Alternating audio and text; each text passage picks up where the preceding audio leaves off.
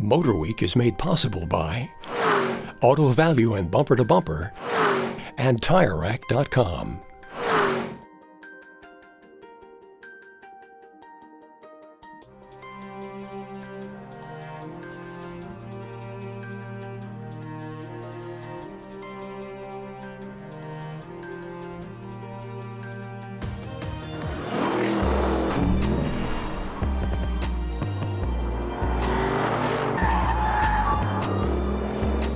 With the prerequisite hype-building montage out of the way, let's cut to the chase. This is the 2025 Aston Martin Vantage, the latest in a world-renowned bloodline of sports cars made by the British automaker. While this latest iteration does maintain the iconic profile and general Vantage ethos, AM has done some significant tweaking to make this more potent, more capable, and more exhilarating than any of its predecessors. But fancy press release verbiage and flashy high-def footage only tell so much of the story, so we soon found ourselves booked on a chain of flights to Seville, Spain, where we got to drive the 2025 Vantage for ourselves and see what all these changes truly add up to. In my professional opinion, the best place to start is under the hood. Popping the latch, you're greeted by the sight of a hand-built, twin-turbo 4-liter V8. This unit has been heavily reworked, including larger turbos and increased cooling. And what that translates to is 656 horsepower and 590 pound-feet of torque, an increase of 30% more ponies and 15% more twist, sent to the rear wheels through an 8-speed automatic transmission. This, along with transmission reworking, delivers punchier acceleration, sprinting to 60 in 3.4 seconds. Give it enough track and the Vantage will reach a top speed of 202 miles per hour, but more on that soon enough. Because truthfully, the Vantage's performance gains lie deeper than this roaring V8. Aston Martin has gone through great efforts to amplify handling and adaptiveness. Under the skin is an evolved aluminum structure, now made stiffer thanks to reworked bracing and clever engineering. Despite the stronger architecture, certain components have actually been made lighter, playing well into the Vantage's overall 50-50 weight distribution. New adaptive dampers make up the suspension, boasting a greater range of control and responsiveness. And a number of other changes which we'll dive into later give the Vantage a real advantage on the track. Yeah, that pun was low-hanging fruit. Anyway, before we could take the Vantage onto the tarmac, we spent some time with it on the beautiful roads around Seville to prove its daily abilities. Curvy mountain roads with little to no traffic, that's what the Vantage was built for.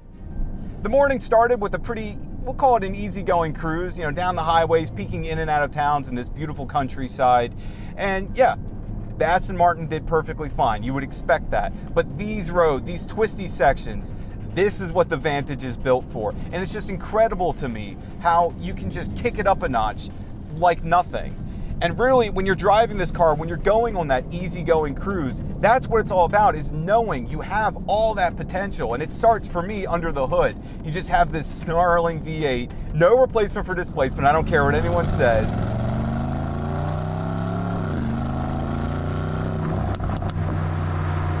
But then it even just trickles down to the suspension. You feel every bump and striation, not uncomfortably so. It's that sensory kind of reminder that you know when you're ready to kick it up a notch, the Vantage is going to keep pace. There's no question, the Vantage is an incredibly competent public road sports car. The most concise way to describe it is point and shoot. There's not a lot of guesswork or overthinking driver inputs. After a quick pit stop, it was time for a change of pace, from swift mountain carving to full-on track attack. Now you may be noticing a couple differences, namely the seating position and the setting. And that's because I'm in a right-hand version of the Vantage now, on the Monte Blanco race circuit. And I know I said the Vantage was built for the street first and foremost, but that doesn't mean it's not track capable. This just goes to show that. Everything, it starts with that ferocity of the V8. It sounds sweet and it means business. But then tethered to the suspension and everything else, this thing is incredibly refined, very tuned in. All right, here we go. Front stretch. Let's drop the hammer.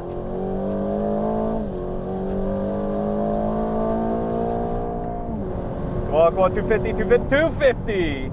Holy sh! So yeah, the Vantage is undeniably fast in a straight line, that being 250 kilometers per hour, I should clarify.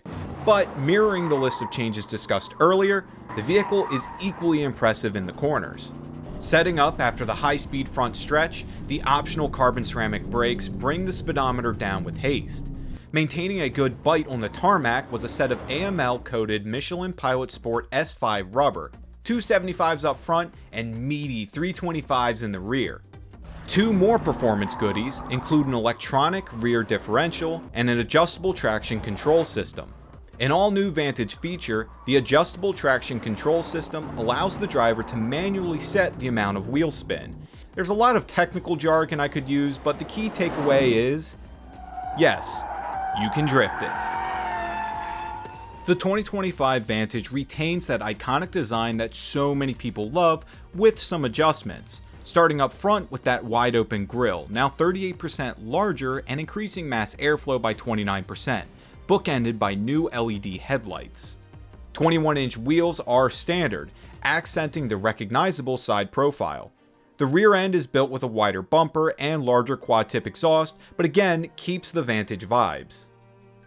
The cockpit is simultaneously lavish thanks to the high-quality materials and expert fitment, yet sports car purposeful with a sense of simplicity derived from the blend of analog and digital controls. Certain driver's functions like the traction control and exhaust are tethered to physical buttons.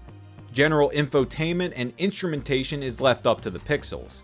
The center screen is of particular note, utilizing Aston Martin's in-house infotainment system, first debuted on the DB12 and integrated well here.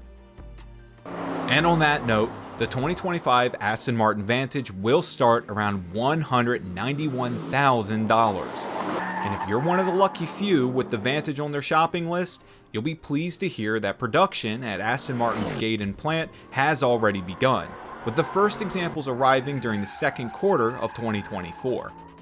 There's been a lot of great news coming from Aston Martin over the last year or so, and with a subtle hint of more to come this year, we'll have plenty more to talk about soon. But until then, drive safe and stay tuned to MotorWeek.